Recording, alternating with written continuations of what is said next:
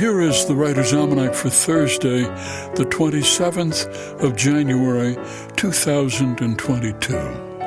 The birthday of Mozart, Wolfgang Amadeus Mozart, born in Salzburg, Austria in 1756, devoted his life to music.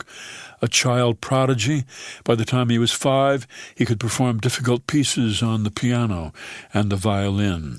Made a name for himself as a composer while he was still in his teens, and went on to write some of the most elegant operas of all time, The Marriage of Figaro, Don Giovanni, and The Magic Flute, even as he loved to write bawdy letters to his friends, and died at the age of 35 in the midst of composing his Requiem. It's the birthday of Lewis Carroll, born Charles Lutwidge Dodgson in Cheshire, England, 1832, best known as the author of Alice's Adventures in Wonderland and Through the Looking Glass, in which he created the Mad Hatter and the March Hare and the White Rabbit. He was also a gifted mathematician and a photographer. His photographs of children, still considered remarkable to this day. Lewis Carroll always felt at ease around children. It was said that his stammer would disappear while he talked with children.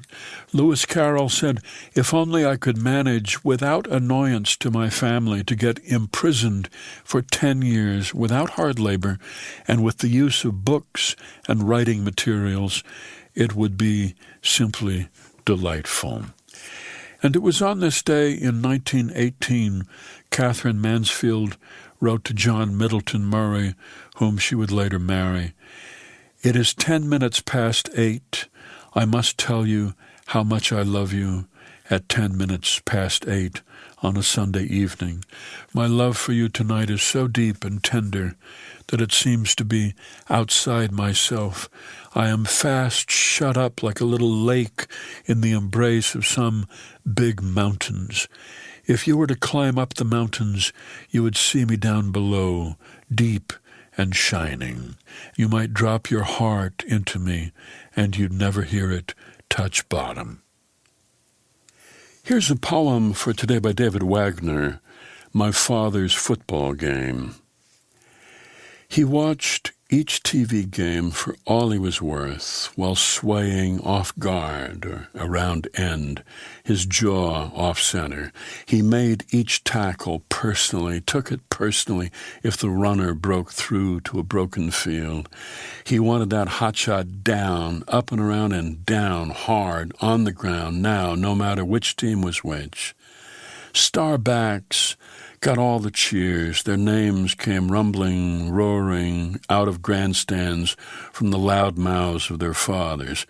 He'd show them how it felt out cold for a loss, to be speared, the pigskin fumbled and turned over. Man to man, he would smile then for the linemen, his team, the scoreless Iron Men, getting even. But if those flashy legs went flickering out of the clutches of the last tackler into the open, past anyone's goal line, he would stand for a moment of silence, bent, then take his bitter cup to the kitchen, knowing time had been called for something sweeter than any victory. He would settle down to his dream game against Jim Thorpe and the Carlisle Indians for Washington and Jefferson, buddy, that great year, by George, 1916, in mud, sweat, and sleet, in padding, thinner than chainmail, with immortal guts and helmets flying, the savages versus the heroes, by failing light in a Götterdämmerung, nothing to nothing. My Father's Football Game by David Wagner, from Traveling Light, collected in New Poems, published by University of Illinois Press. That's the Writer's Almanac for Thursday, January the 27th. Be well, do good work, and be in touch.